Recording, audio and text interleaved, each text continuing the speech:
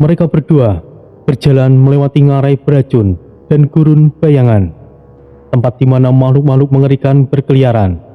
Di sepanjang perjalanan, Bloody bertanya, "Apa yang akan kita lakukan di sana, Tori?" "Kita akan mencari informasi, Bloody, dan memastikan kita bisa naik ke lantai ketiga." Bloody mengangguk. "Kau masih ingin mencari pedang iblismu?"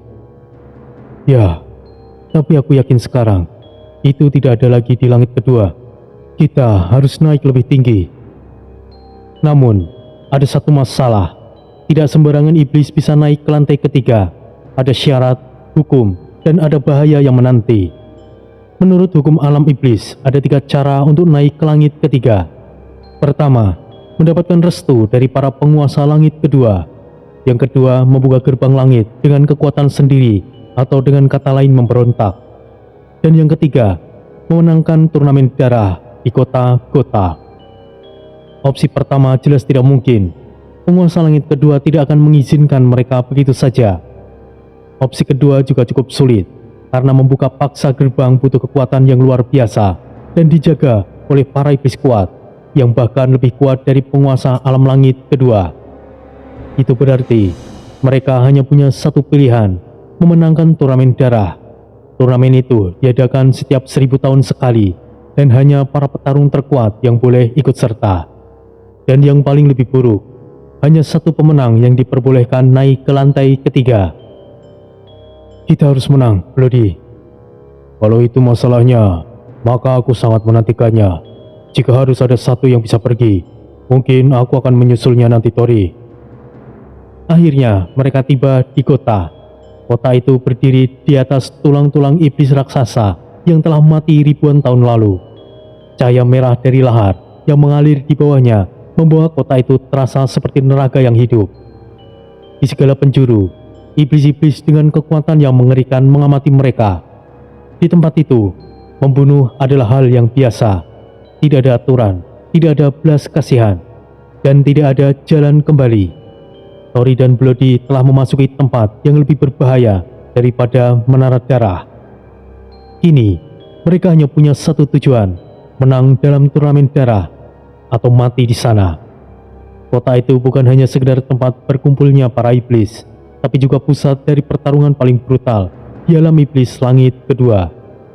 Di tengah kota, berdiri arena neraka Gotha, sebuah kolosium raksasa yang dibangun dari tulang belulang para iblis yang gugur dalam pertempuran.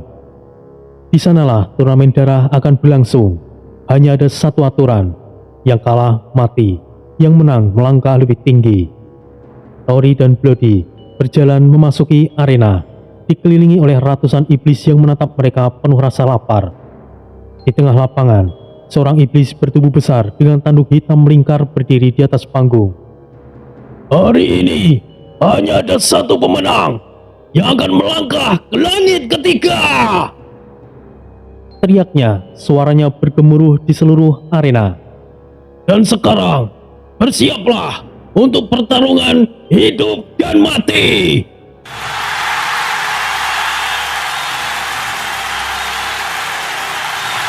Suara sorakan menggema. Tori dan Bloody bertukar pandang, dan mereka sudah siap, dan nama pertama yang dipanggil adalah Bloody. "Iblis bertanda takdir triple 8, kaulah lawan pertama!" Sorak-sorai memenuhi arena. Semua iblis tahu triple 8 adalah angka hoki, kurang lebih sama seperti triple 6 milik Satan. Tapi yang mereka tidak tahu, tanda sebenarnya di dahi Bloody telah berubah, dan lawannya, Raksa, seorang iblis raksasa berkaki 4 dengan tubuh penuh duri dan cakar besar yang mampu merobek baja. Bloody menggerakkan lehernya, melemaskan tubuhnya. Narendra berbisik dalam pikirannya, "Kita mainkan angka ini sebentar, Bloody. Biarkan mereka berpikir kau lemah." "Aku setuju caramu berpikir, Narendra."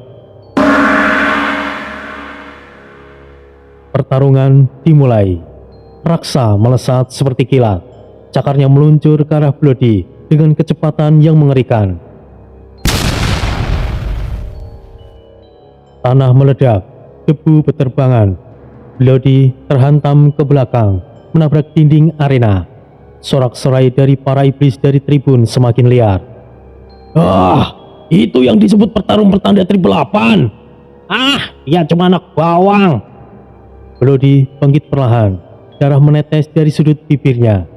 Ia menyentuh dahinya. Angka di sana masih triple 8. Narendra tertawa. Apakah kau sudah siap, Bloody? Ya, naikkan ke 79 dulu. Kita main-main sedikit, Narendra.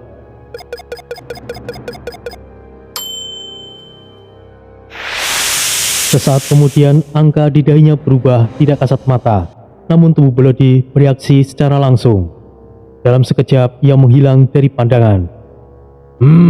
Apa itu? Bloody tiba-tiba muncul di belakangnya, menghantam punggung Raksa dengan tendangan brutal. Raksa terlempar ke udara, lalu jatuh menghantam tanah dengan keras. Arena terdiam sejenak, para iblis terkejut. Dia sangat cepat. Apa yang sebenarnya terjadi? Raksa bangkit kembali, matanya menyala penuh amarah. Kau menyembunyikan kekuatanmu. Sialan. Bloody hanya terkekeh. Apakah kau ingin aku serius? Narendra, naikkan ke 70. Mari kita akhiri dia.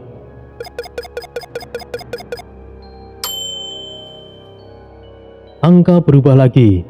Tubuh Bloody mengeluarkan aura iblis yang jauh lebih pekat, dan dalam sekejap ia menghilang dari pandangan. Raksa tidak sempat bereaksi. Dalam satu serangan telak, kepala Raksa terpisah dari tubuhnya. Darah menyembur kemana-mana. Tanpa sempat melawan, bahkan berteriak. Tanah retak di bawah kaki Bloody. Tubuhnya berdiri tegak di tengah genangan darah. Arena terdiam. Kemudian sorak-sorai mengguncang stadion. Para iblis terpana dan terkagum. Wah, triple 8 itu monster. Tidak, dia bukan triple 8. Dia jauh lebih kuat.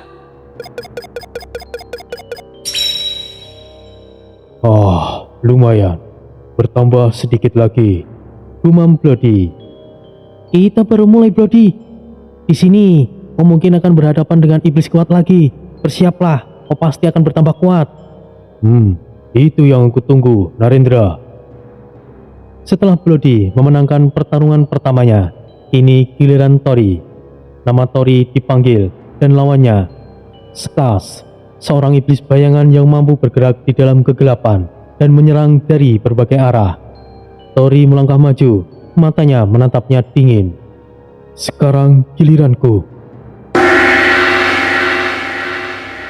Pertarungan dimulai. Wah, seorang iblis tanpa nama berani menentang di pertarungan ini. Suara berat terdengar dari tribun. Para iblis mengamati Tori dengan tajam. Mereka belum mengenalnya. Tidak ada yang tahu bahwa ia sebenarnya adalah Dewa Iblis Troy. Tori melangkah dengan tenang, auranya yang gelap dan padat. Iblis-iblis sekitar secara naluriah merasa tekanan yang aneh. Tori tidak mungkin menggunakan kekuatan naga. Tidak ada senjata pusaka, hanya kekuatan seorang iblis sejati. Dan itulah yang membuat pertarungan itu jauh lebih menarik. Dari balik bayangan, muncul sosok Skas, iblis yang hampir tidak terbentuk. Tubuhnya seperti asap hitam pekat yang terus berubah. Kau terlalu lemah untuk naik ke lantai ketiga. Aku akan menghisap jiwamu dan menambah kekuatanku. Dalam sekejap, Skas menghilang. Tori tetap berdiri, tidak bereaksi. Dari segala arah, serangan mulai bermunculan. Bayangan menusuk seperti tombak, muncul dari tanah dan dinding arena. Ledakan bayangan terjadi, menerjang Tori dari berbagai sudut. Debu beterbangan, suara sorak-sorai menggema. Selesai. Apakah ia sudah mati? Teriak salah seorang iblis di tribun. Tapi, di balik kepulan asap, Tori masih berdiri, tanpa goresan sedikit pun. Apakah hanya itu saja? Suara Tori terdengar dingin. Tidak mungkin. Serangan bayanganku seharusnya menembus apa saja. Aku pernah melihat yang jauh lebih buruk dari ini, tapi sekalipun itu tidak mengancamku. Perlahan tubuh Tori mulai diselimuti api iblis hitam. Matanya berubah, bersinar merah pekat seperti neraka itu sendiri. Aura Dewa Iblis Troy mulai terasa, namun ia tetap menahan diri, tidak boleh terlalu mencolok. Bayangannya, aku akan mengajarkanmu dan merasakan apa artinya menjadi iblis bayangan sejati. Tori menghantam tanah dengan tangannya. Dalam sekejap kemudian, bayangan di arena mulai bergetar. Para iblis yang menonton mulai gelisah. Apa yang dia lakukan? Tori mengelurkan tangannya. Bayangan yang ada di tanah yang sebelumnya dikendalikan oleh Skas mendadak berbalik arah. Ia terkejut. Tidak mungkin. Bayangan yang tadinya ia kuasai sekarang justru bergerak melawan dirinya. Tori muncul tepat di belakang Skas. Aku juga bisa menggunakan bayangan. Satu pukulan menghantam wajah Skas. Iblis bayangan itu terlempar ke udara. Tubuhnya bergetar dengan hebat. Para penonton terdiam. Tori melompat. Bayangan di sekelilingnya ikut membentuk tombak iblis di tangannya. Tori melemparkannya seperti kilat. Sekarang, matilah!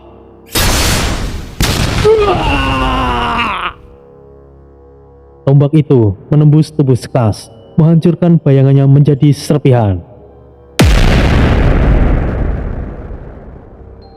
Tanah bergetar, debu melayang tinggi ke udara. Ketika semuanya mereda, hanya Tori yang masih berdiri. Sorak-sorai meledak di arena. Dia membunuh Skas. Siapa dia sebenarnya? Orang itu monster. Sang pengawas turnamen menatap Tori dengan mata penuh ketertarikan. Dia berbeda. Aku harus mengawasinya lebih jauh. Turnamen Gorta berakhir. Dua nama yang keluar sebagai pemenang adalah Bloody, iblis bertanda triple 8, Tori, iblis bayangan tanpa nama. Setelah pertarungan yang panjang, beruntungnya Tori dan Bloody tidak saling bertemu satu sama lain, dan mereka bisa bersama-sama pergi ke langit ketiga. Kini, jalan menuju alam langit ketiga terbuka untuk mereka. Setelah kemenangan di arena neraka Gorta, Tori dan Bloody beristirahat di sebuah benteng rahasia yang digunakan oleh para petarung sebelum perjalanan menuju langit ketiga. Namun, ada satu hal yang kini berbeda. Tori telah mendapatkan jubah Dewa Iblis Troy. Jubah itu bukanlah sekedar kain biasa. Begitu Tori mengenakannya, ia langsung merasakan sesuatu yang aneh. Aura gelap, berat, dan mendalam menyelimuti dirinya. Dan yang lebih mengejutkan, para iblis di sekelilingnya mulai merasa takut. Bahkan Bloody, yang biasanya santai, melirik Tori dengan sedikit waspada. Tori, aku merasakan sesuatu yang berbahaya dari jubahmu itu. Bagaimana menurutmu? Ya, itu benar Bloody. Jubah ini bukanlah sekedar peninggalan Troy. Ada sesuatu yang lebih dalam. Aku rasa hanya pedang iblis Troy saja yang memicu kekuatan sejati Troy. Aku rasa benda lainnya, yang mana Troy sama sekali tidak mau memberitahukan lebih jauh. Jubah itu bukan hanya milik Dewa Iblis Troy. Jubah itu mencatat semua perbuatan, pembantaian, dan peperangan yang pernah ia lakukan di masa lalu. Ketika Tori menggunakannya, ingatan samar mulai muncul. Ingatan dari Troy, sang Dewa Iblis. Untuk mencapai langit ketiga, mereka harus melewati gerbang Abyssal, sebuah portal kuno yang hanya terbuka bagi para pemenang arena. Namun, ada satu masalah. Gerbang itu dijaga oleh 3 penjaga kuat. Gross, iblis bertulang baja, Velit, penyihir bayangan, Rakut, penjaga berdarah dingin. Mereka tidak akan membiarkan siapapun melewati begitu saja. Kalian sudah memenangkan turnamen, tapi untuk melewati gerbang ini masih ada ujian terakhir. Tori dan Bloody saling bertukar pandang. Ujian seperti apa? Bunuh salah satu dari kami, maka kalian bisa lewat. Kenapa? Kenapa kami harus membunuh salah satu dari kalian? Ini adalah aturan langit kedua. Tidak ada iblis yang bisa naik ke langit ketiga tanpa membuktikan bahwa mereka pantas. Jika kalian tidak ingin bertarung, kalian bisa memilih salah satu dari kalian untuk dikorbankan. Pilihan bodoh, tentu saja kami akan bertarung dan membunuh kalian semuanya, ucap Bloody dengan tegas. Tori berpikir cepat. Jika mereka melawan ketiga penjaga sekaligus, pertarungan akan sulit. Namun, jika Tori menggunakan kekuatan penuh dari jubah Dewa Iblis Troy, mungkin ada cara lain. Tori menutup matanya sejenak. Kemudian, sebuah aura hitam meluap dari tubuhnya. Udara menjadi berat, tanah bergetar, dan para penjaga terkejut. Tunggu, aura ini bukanlah aura iblis biasa. Tidak mungkin. Ini seperti milik. Siapa kau sebenarnya? Tori perlahan berjalan mendekat. Setiap langkahnya mengeluarkan tekanan yang mengerikan. Kalian tidak perlu menguji kami. Kalian tahu siapa aku, bukan? Kalian adalah para iblis netral yang tidak memihak siapapun. Jadi, aku rasa kalian cukup tahu dan diam saja. Ketiga penjaga terdiam. Mereka menyadari sesuatu yang mengerikan. Mereka tidak sedang berhadapan dengan iblis biasa. Mereka berhadapan dengan sesuatu yang lebih besar. Sosok yang tidak boleh mereka lawan. Tori tersenyum dengan dingin. Sekarang, buka gerbangnya.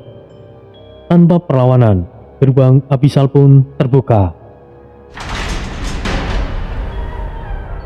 Tori dan Bloody melangkah masuk ke dalam portal. Saat mereka menghilang, Pelit menatap ke arah Gross dan Rukat. Aku tidak tahu siapa dia sebenarnya, tapi aku yakin dia bukan iblis biasa.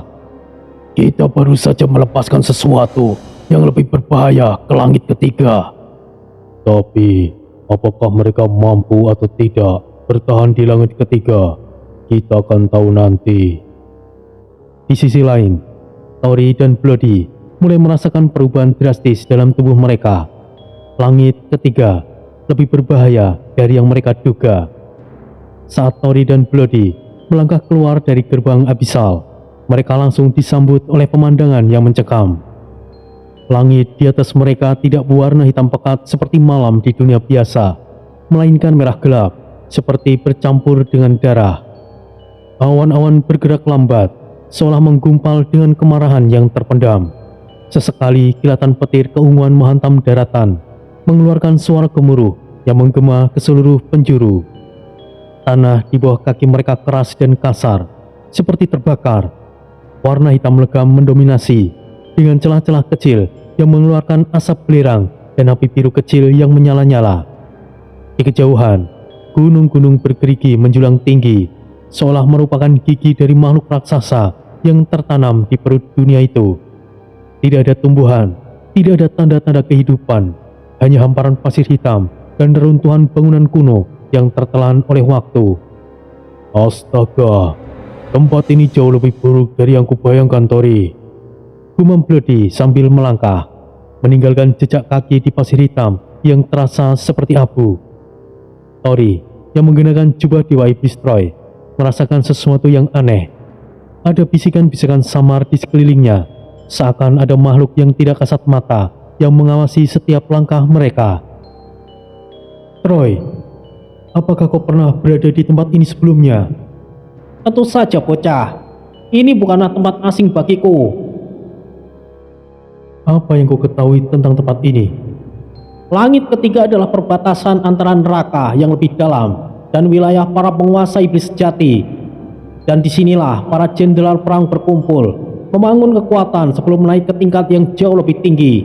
Kau harus hati-hati, bocah. Tidak semua yang ada di sini tunduk padaku. Bahkan saat aku masih menjadi salah satu raja tertinggi. Ya, aku sudah menduganya itu. Dan juga, jangan terlalu percaya pada apapun yang kau lihat. Apa maksudmu? Langit ketiga adalah tempat di mana ilusi dan kenyataan bercampur.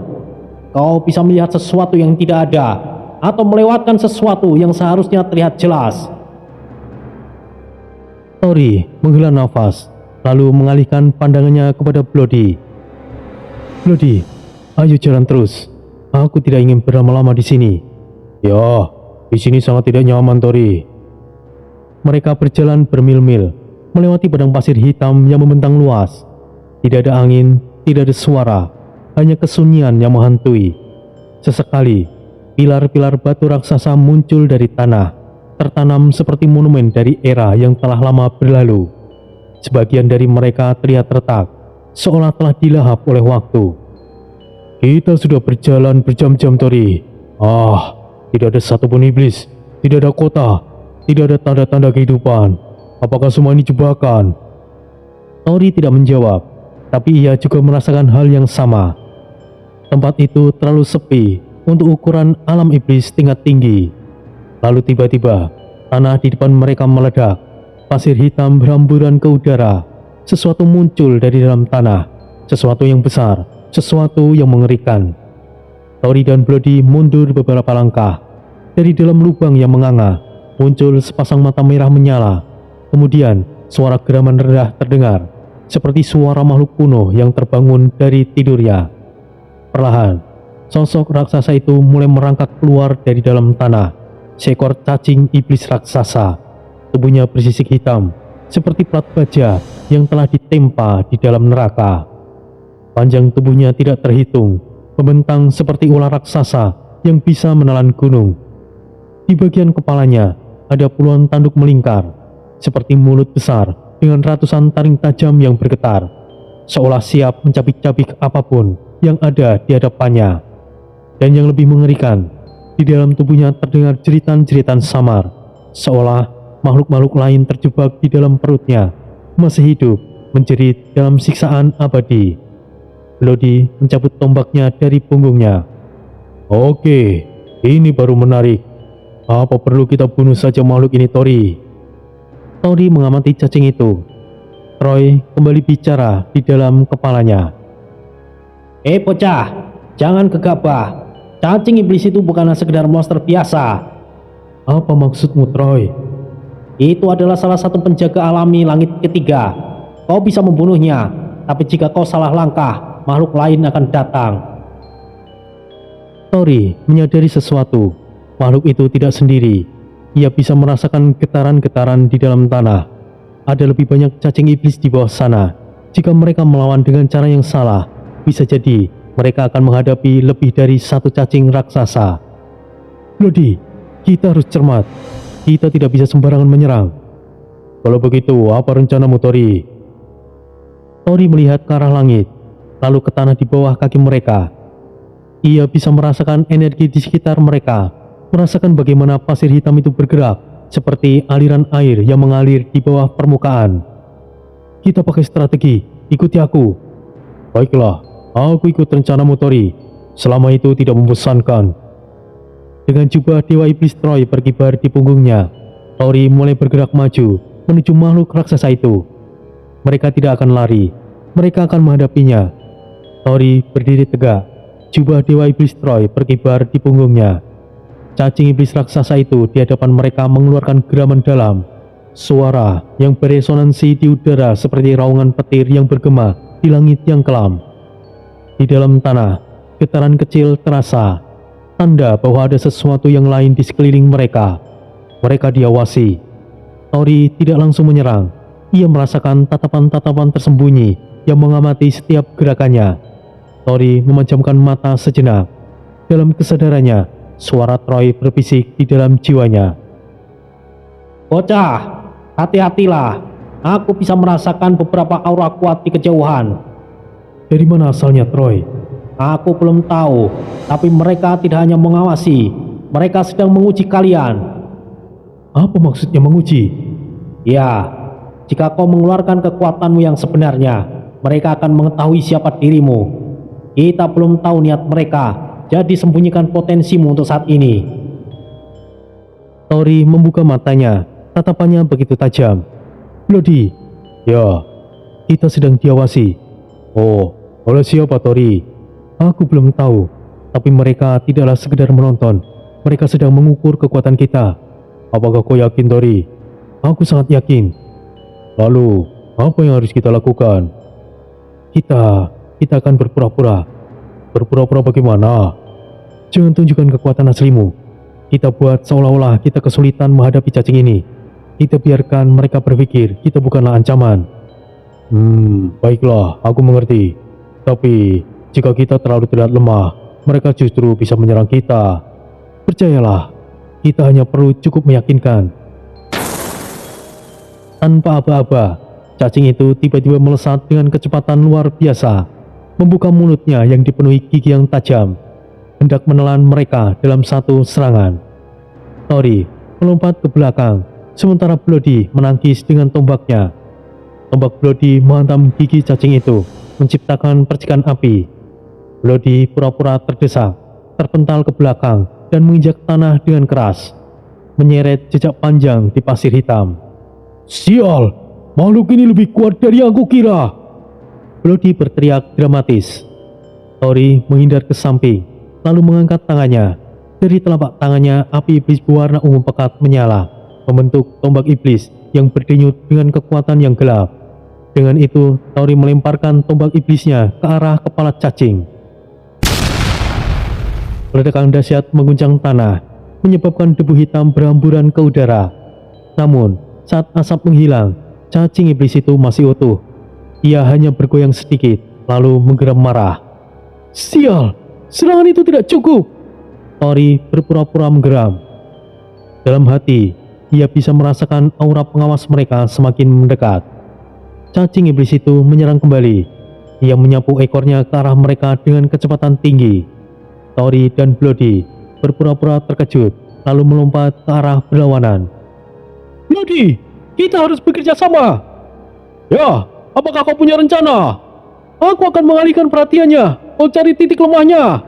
Baiklah, aku harap ini tidak terlalu mudah. Tori maju ke depan, menciptakan dua bilah pedang iblis dari energinya. Ia menyerang dengan tebasan silang, meninggalkan bekas luka di sisi cacing itu. Cacing itu menggeram, tapi tidak jatuh. Di saat bersamaan, Bloody berlari ke sisi lain, lalu melompat tinggi. Tombak iblisnya berdenyut dengan energi pekat. Lalu ia menikam tepat di antara sisi keras cacing itu. Rasakan cacing besar! Tombaknya menusuk masuk, dan cacing iblis itu mengeluarkan jeritan panjang. Tubuhnya menggeliat kesakitan. Tori melihat sekitarnya. Tatapan-tatapan yang mengawasi mereka masih ada. Hati-hati Bloody, makhluk itu belum mati. Cacing itu mencoba berbalik, mengayunkan tubuhnya yang panjang untuk menghancurkan mereka. Lari! Tori dan Bloody melompat mundur bersamaan, berpura-pura panik. Cacing itu menggeliat liar, lalu mengeluarkan jeritan terakhirnya sebelum tubuhnya membeku. Lalu meledak menjadi abu hitam. Suasana menjadi hening. Tori berdiri dengan nafas terengah, berpura-pura lelah. Sementara Bloody juga merasakan hal yang sama. Itu lebih sulit dari yang aku duga, Tori. Tori tidak menjawab, ia tetap fokus. Ia bisa merasakan aura yang mengawasi mereka mulai bergerak pergi. Mereka tidak menyerang. Tori memincingkan matanya. Mereka hanya mengamati, lalu pergi begitu saja.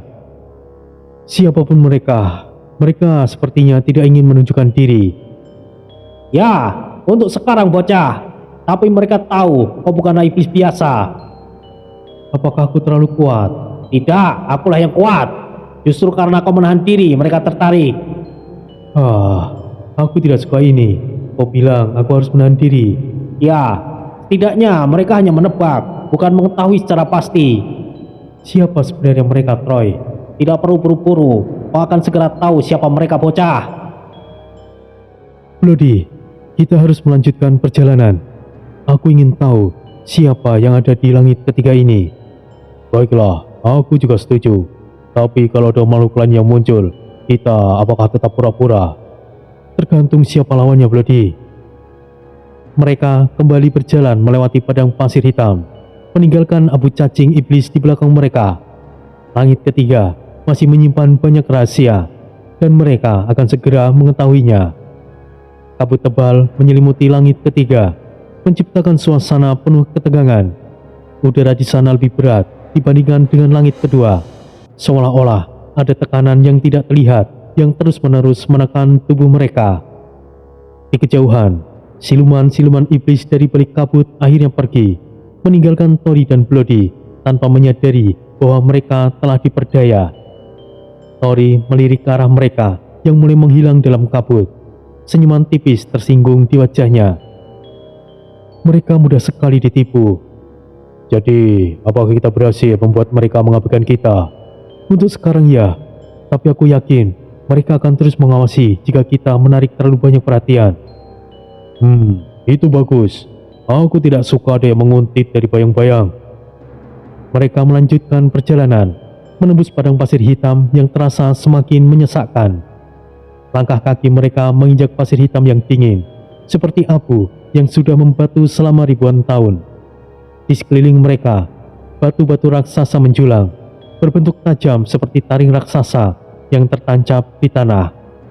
Langit di atas tetap warna merah darah, tanpa matahari, tanpa bulan, hanya cahaya samar yang berasal dari entah dari mana. Kadang, teriakan makhluk-makhluk ganas terdengar di kejauhan, tetapi tidak ada yang berani mendekati mereka. Tori tetap waspada. Ia tahu mereka sedang menuju sesuatu yang jauh lebih berbahaya. Aku bisa mencium sesuatu, Tori. Apa itu, Bloody? Darah. Ada di mana? Bloody menunjuk ke depan, ke balik bukit pasir hitam yang menjulang. Mereka berjalan mendekat, dan pemandangan mengerikan terhampar di depan mata mereka. Di bawah bukit pasir hitam itu, terdapat sebuah kota yang tersembunyi dalam bayangan kabut. Gerbangnya dibangun dari tengkorak-tengkorak iblis besar, tertanam dalam batu hitam yang berkilauan dengan cahaya merah pekat. Di dalamnya, jalan-jalan dipenuhi iblis berbagai bentuk, beberapa humanoid, beberapa berbentuk monster, semua nampak kejam dan haus darah. Dinding-dinding bangunan nampak seperti terbuat dari daging yang membusuk, dengan urat-urat hitam yang berdenyut pelan. Tori mengamati dari kejauhan. Jadi, inilah kota tersembunyi di langit ketiga. Kota Tamir. Aku pernah mendengar tentang tempat ini saat kita mencari informasi di langit bawah. Kota para pemburu dan Algojo. Mereka yang kuat akan bertahan, mereka yang lemah akan dilahap. Kota hebat dan luar biasa, namun sangat berbahaya. Tapi, ini akan menjadi menarik, Bloody. Tempat ini pasti punya banyak informasi. Jangan terlalu menarik perhatian. Ya, aku tahu. Mereka melangkah mendekati gerbang. Dua penjaga iblis bertubuh raksasa dengan tanduk melingkar menghalangi jalan mereka. Pendatang harus membayar harga untuk masuk. Hah? Harga? Apa harga yang kalian inginkan? Darah. Kau harus bertarung dan membuktikan kelayakanmu. Penjaga itu menghunuskan kampak raksasa yang menghitam oleh darah iblis. Lawan aku. Jika kau menang, kau boleh masuk. Tori, biar aku yang mengurusnya. Aku akan melakukannya. Ini akan menjadi hiburan kecil. Penjaga itu meraung dan menyerang. Tori bergerak dengan kecepatan iblis, menghindari kampak besar yang menghantam tanah dengan keras, menciptakan retakan yang dalam. Ini terlalu lamban. Tori menciptakan pedang iblis dari energi gelapnya, lalu menebas dengan kecepatan luar biasa. Tebasan itu mengenai dada penjaga, meninggalkan luka yang dalam, tapi tidak mematikan. Penjaga itu mundur beberapa langkah, matanya melebar dan terkejut. Kau, kenapa? Aku tidak punya waktu untuk bermain-main. Dalam sekejap, ia menembakkan energi iblis langsung ke arah kepala penjaga. Darah hitam muncrat ke segala arah, dan tubuh penjaga itu jatuh ke tanah dan tidak bernyawa. Penjaga satunya mengangguk. Baiklah, kau boleh masuk. Tori dan Bloody berjalan melewati gerbang tanpa berkata apapun. Mereka akhirnya melangkah ke dalam kota yang tersembunyi itu, di mana bahaya yang lebih besar mungkin sedang menunggu mereka. Tori dan Bloody melangkah memasuki kota Gorta, kota para pemburu dan Algojo di langit ketiga. Begitu mereka melewati gerbang, suasana semakin menyesakkan. Di setiap sudut jalan, mata-mata iblis mengamati mereka dengan penuh kecurigaan. Beberapa hanya menilai mereka sebagai pendatang baru, sementara yang lain nampak mempertimbangkan apakah mereka layak dijadikan mangsa ataupun tidak. Tori tetap tenang. Mereka tidak boleh menarik perhatian terlalu cepat. Jalanan kota itu berwarna hitam pekat, seperti terbakar api iblis. Bau belerang bercampur darah menyengat di udara. Di sisi jalan, terdapat pasar yang menjual berbagai barang dari dunia iblis. Daging makhluk aneh yang masih menggeliat, senjata iblis yang nampak seperti hidup, serta gulungan kontrak dengan darah sebagai tinta. Bloody mendekat ke sebuah kios dan melihat sepotong daging besar yang nampak berdenyut. Penjualnya, seorang iblis bertubuh pendek dengan mata merah, menyeringai. Tertarik?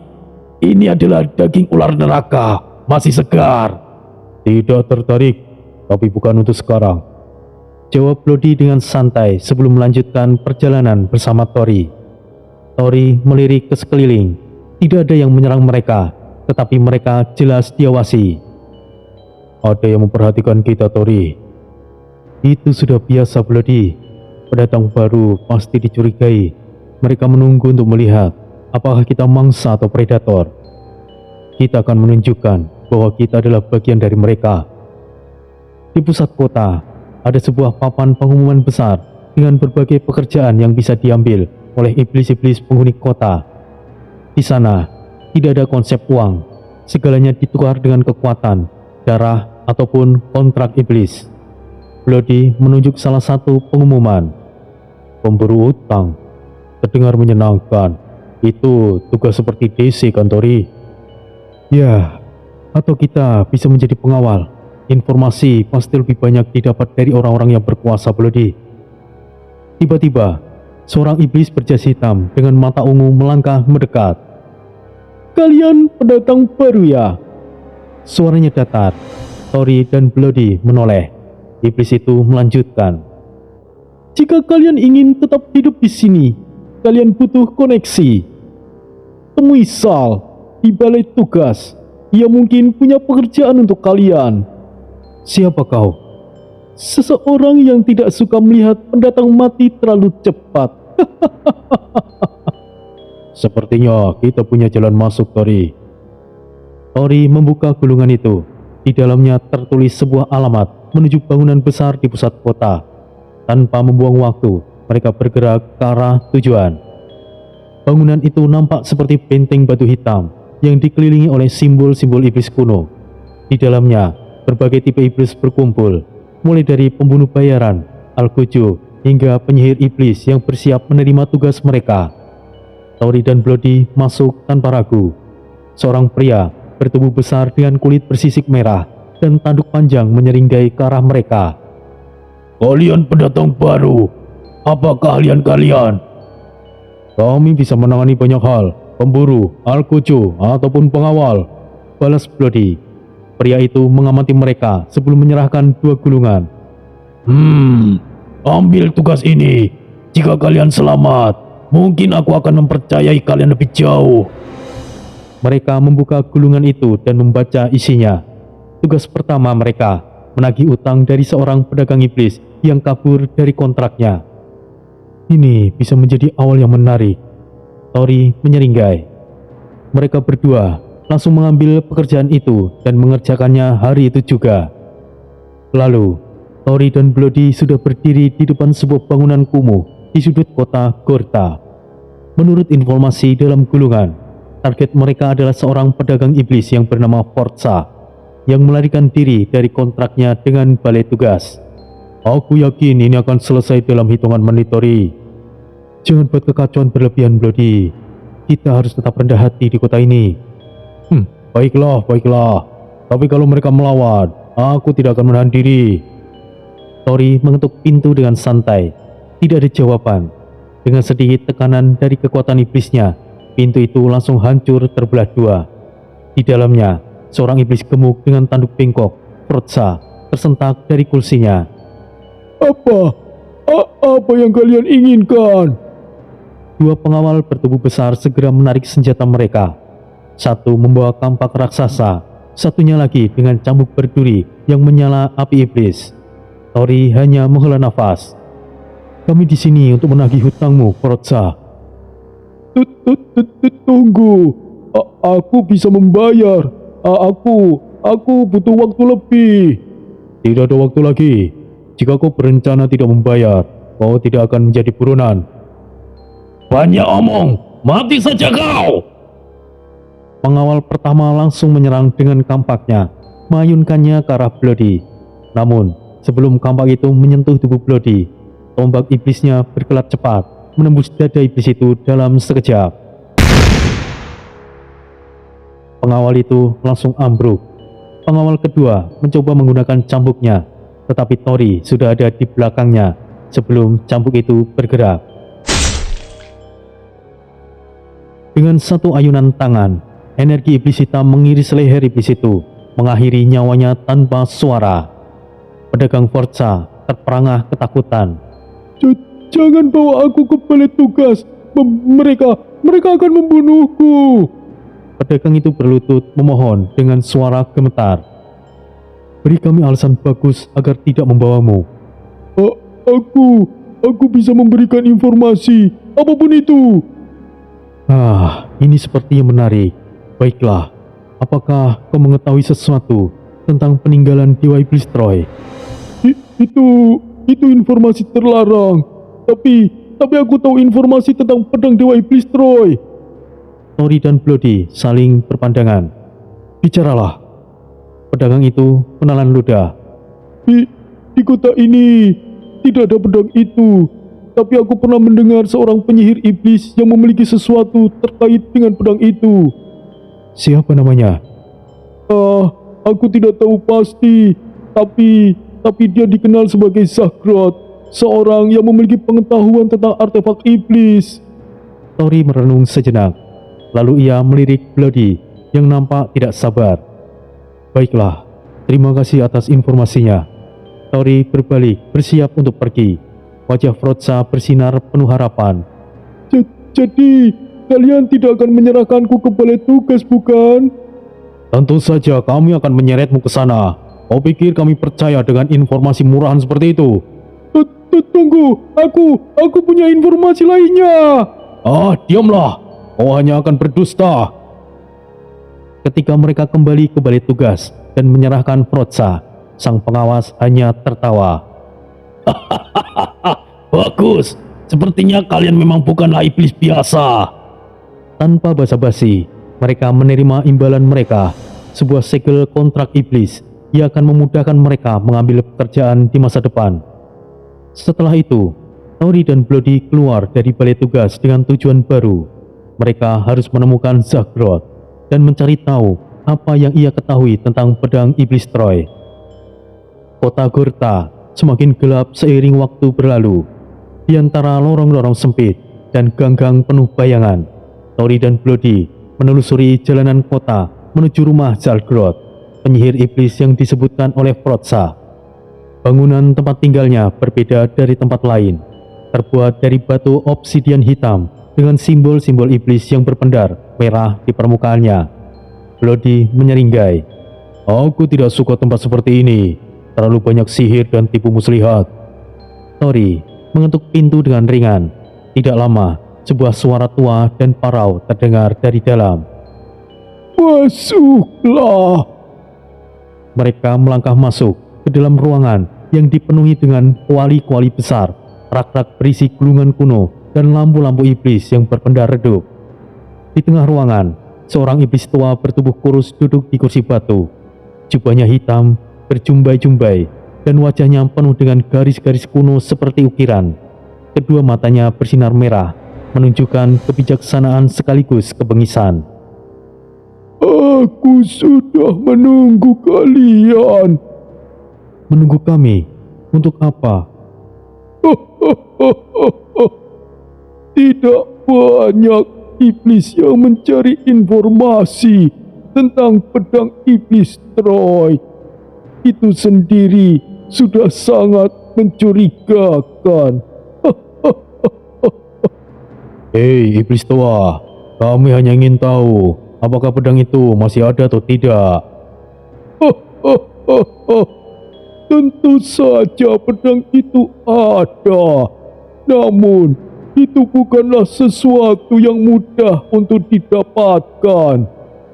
Tori tetap tenang, meskipun dalam hati ia mendengar suara batin Tori berbicara padanya. Hati-hatilah bocah, orang ini tahu lebih banyak daripada yang ia katakan. Iblis tua itu berdiri, mengamati Tori dengan tajam. Kau punya aura yang berbeda. Kau bukanlah sekedar iblis biasa. Jangan buang waktu kami. Aku hanya ingin tahu di mana pedang itu berada. Aku bisa membawa kalian ke seseorang yang mungkin tahu di mana pedang itu sekarang. Siapa iblis tua? Katakanlah, tidak usah bertele-tele. Seseorang yang mungkin tahu apa yang kalian cari. Tapi sebelum itu, kami perlu memastikan sesuatu. Sebelum Tori dan Bloody bisa bereaksi, bayangan-bayangan mulai bergerak dari setiap sudut ruangan. Dari balik kegelapan, sekelompok iblis muncul.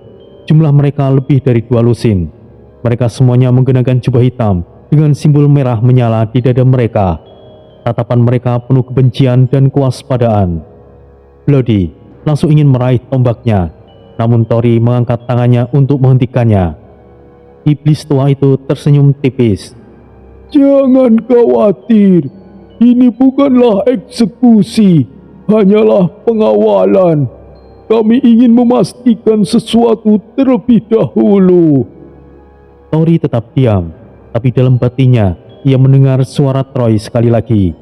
Bocah, mereka tidak tahu siapa kau sebenarnya, tapi mereka mencurigaimu. Bloody menggeram pelan.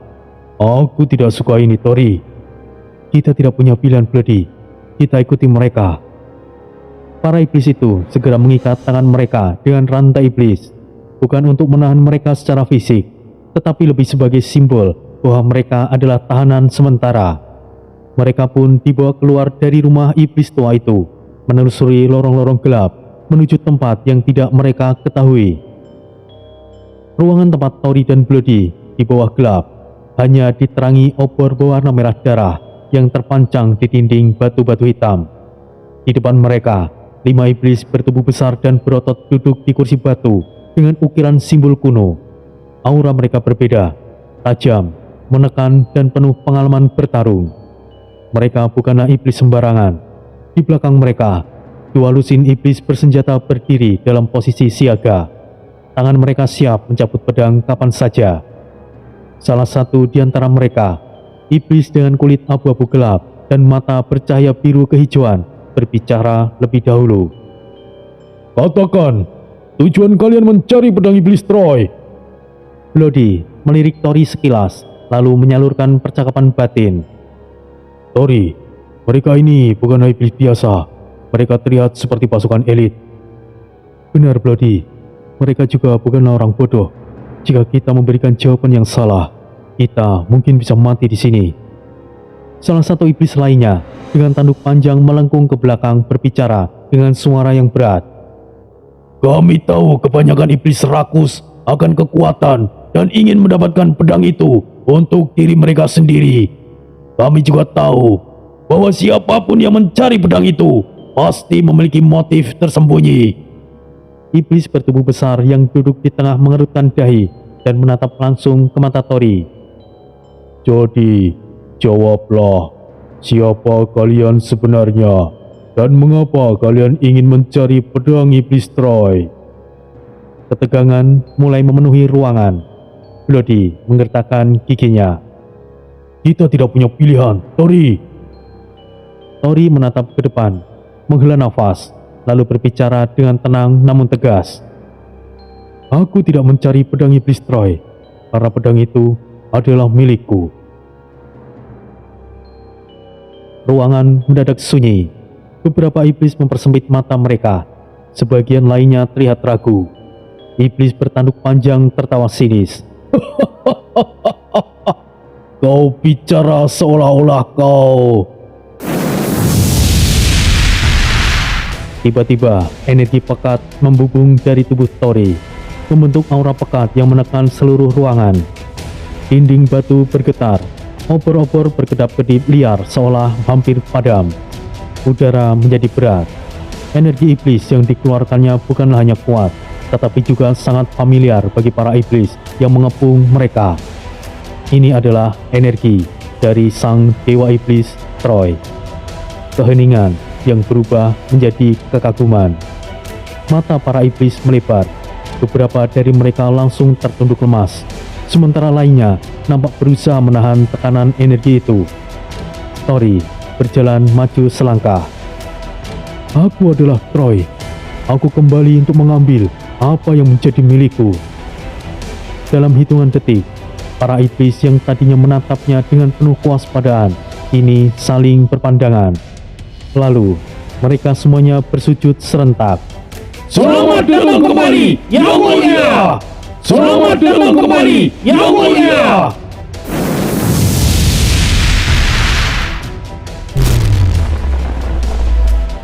Suara langkah mereka bergema di dalam ruangan. Salah satu iblis elit menggertakkan giginya, lalu menunduk dalam-dalam. Kami bodoh karena tidak mengenali kehadiranmu lebih awal. Mohon ampun Yang Mulia. Tori menatap mereka dengan tatapan yang tajam, sementara Bloody hanya bisa menyeringai dan menyilangkan tangannya. Ya, ini di luar dugaan. Kau baru tahu bukan bagaimana pengaruhku? Karismaku sungguh luar biasa. Mungkin kalian masih bisa menghela nafas panjang. Jika kalian bertarung, kalian mungkin akan tamat. Karena mereka adalah prajurit iblis pilihanku. Tori berdiri tegap di tengah ruangan, dikelilingi para iblis yang sebelumnya mengepungnya. Namun kini, mereka semuanya menunduk dengan penuh hormat. Salah satu iblis bertanduk panjang, berbicara dengan penuh penghormatan. Yang Mulia, kami telah lama menunggu kembalinya Anda. Kami semua adalah sisa-sisa pasukanmu yang masih bertahan di dunia ini. Tori melirik Bloody sekilas, yang hanya mengangkat bahunya dengan santai. Salah satu dari mereka, seorang iblis dengan jubah hitam dan aura sihir yang kuat, melangkah maju. Dia adalah penyihir yang sebelumnya mereka temui. Aku tahu tujuanmu kembali Yang Mulia. Anda mencari pedang Dewa Iblis Troy. Tori menatapnya dengan tajam. Itu benar iblis tua, dan aku sudah mengatakannya, tidak perlu aku mengulangnya kembali. Penyihir itu mengangguk pelan, wajahnya sedikit muram. Tuanku, sayangnya informasi tentang pedang itu sangatlah kacau. Beredar banyak rumor, namun kebanyakan palsu Yang Mulia. Para iblis lain mengangguk setuju. Salah satu dari mereka, sosok tinggi dengan kulit kelam seperti batu obsidian menimpali. Banyak yang mengaku tahu di mana pedang itu berada tuanku, tapi tidak ada yang bisa membuktikannya. Pedang itu bukanlah sekedar benda mati, ia memiliki roh. Tori menyilangkan tangan di dadanya. Jadi, tidak ada yang tahu di mana sebenarnya pedang itu berada. Penyihir itu menggeleng. Tidak secara pasti Yang Mulia, tapi ada satu cara untuk menemukannya. Ia melirik ke arah salah satu iblis lainnya, seorang pria besar dengan mata merah menyala dan bekas luka panjang di wajahnya. Iblis itu terlihat ragu, namun akhirnya maju. Yang Mulia, aku memiliki salah satu artefak milik Anda. Tori memperlihatkan dengan seksama saat iblis itu membuka telapak tangannya. Sebuah cincin berwarna hitam keunguan, dihiasi ukiran kuno berwarna merah darah. Energinya terasa sangat familiar. Tori mengulurkan tangannya dan meraih cincin itu. Begitu jari-jarinya menyentuhnya, energinya mengalir deras ke tubuhnya. Gambar-gambar samar melintas di pikirannya. Sebuah medan perang, suara tawa yang mengerikan, dan pedang besar yang berkilauan dalam kegelapan. Cincin itu, cincin darah iblis Troy. Tori mengepal tangannya.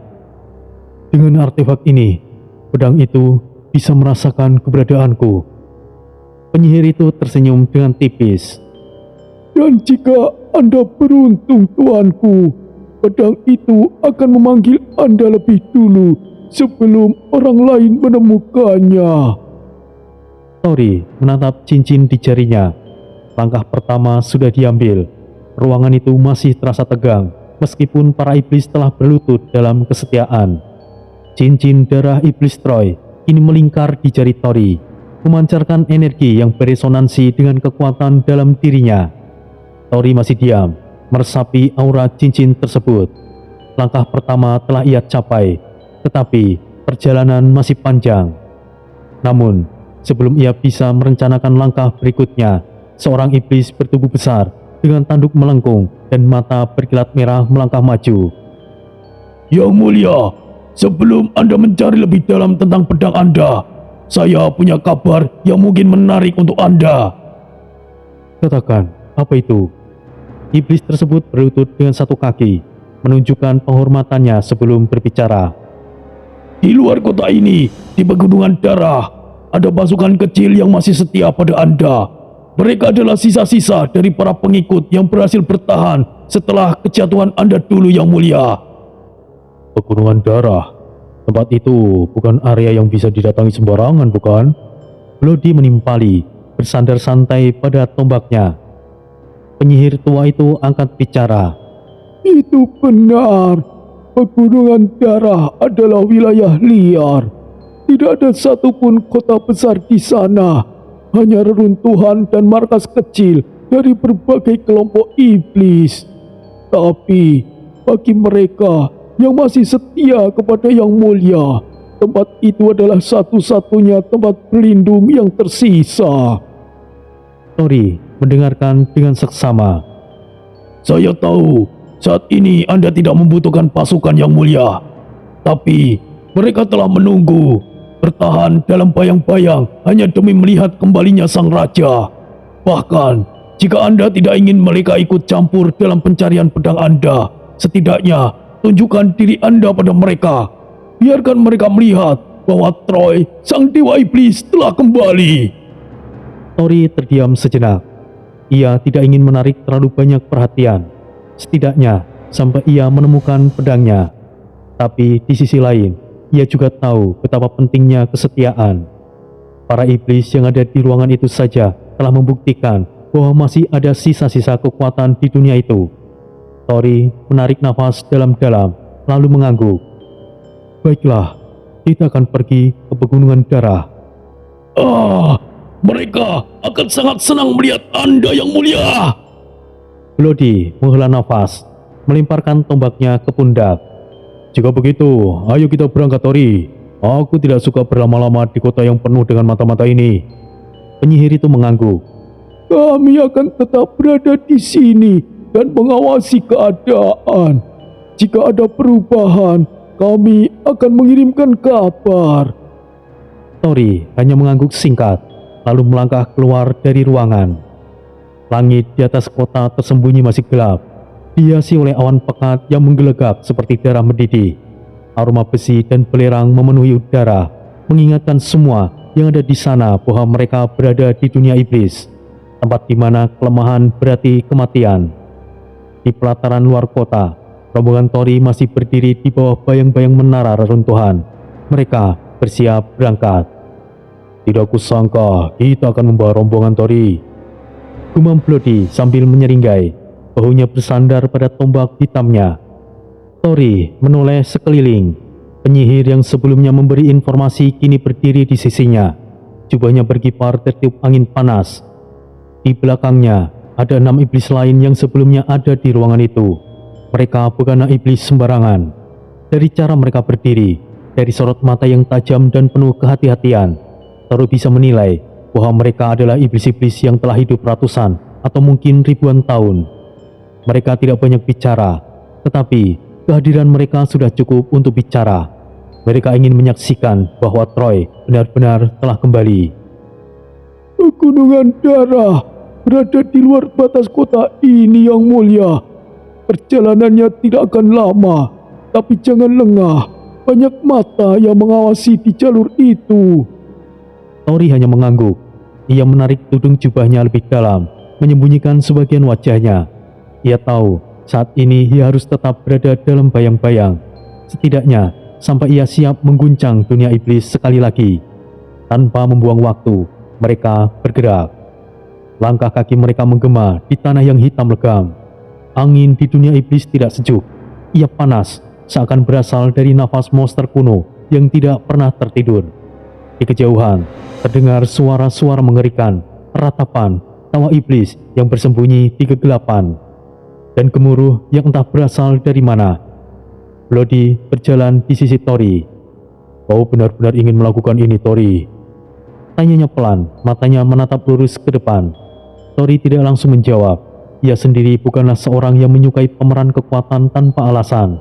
Tetapi, "Aku hanya ingin mereka tahu bahwa mereka tidaklah menunggu sia-sia, Bloody." "Wah, baiklah. Setidaknya ini bisa sedikit menyenangkan, bukan?" Para iblis lain terdiam. Namun dari cara mereka melirik Tori, mereka juga tahu bahwa momen ini lebih dari sekedar perjalanan biasa. Mereka menuju sejarah. Dan ketika puncak pegunungan darah mulai terlihat di kejauhan, udara di sekitar mereka semakin bergetar, seolah para iblis yang menunggu di sana sudah bisa merasakan kehadiran Tuhan mereka. Puncak pegunungan darah menjulang seperti taring raksasa yang mencakar langit. Tanahnya merah pekat, seolah diwarnai oleh darah yang telah mengering selama ribuan tahun. Dan di sana, di antara batu-batu hitam yang mencuat ke angkasa, di bawah bendera koyak dengan lambang yang pernah mengguncang dunia iblis, mereka menunggu pasukan Troy, iblis-iblis yang setia. Jumlah mereka tidak banyak, hanya puluhan, ratusan, tapi aura yang mereka pancarkan jauh lebih kuat dari 1000 iblis biasa. Mereka menggunakan baju besi gelap, wajah mereka tersembunyi di balik helm berukiran simbol-simbol kuno. Beberapa bersenjata, beberapa lainnya berdiri tegak dengan tangan terkepal. Mata mereka bersinar menyala merah. Dan di saat mereka melihat Tori, suasana hening. Tidak ada yang berbicara, hanya hembusan angin kering yang membawa debu dan harapan. Lalu, seorang iblis melangkah maju. Ia tinggi, tubuhnya dibalut jirah berat, satu matanya bersinar emas seperti api neraka. Ia menatap Tori, lalu perlahan ia berlutut. "Yang mulia!" Suaranya berat, tapi penuh emosi yang tertahan. Iblis lain terkejut sejenak, tetapi satu persatu mereka mengikuti. Pada sampai akhirnya, seluruh pasukan berlutut. Sebuah pemandangan yang belum pernah terjadi selama ribuan tahun. "Selamat datang kembali, Yang Mulia!"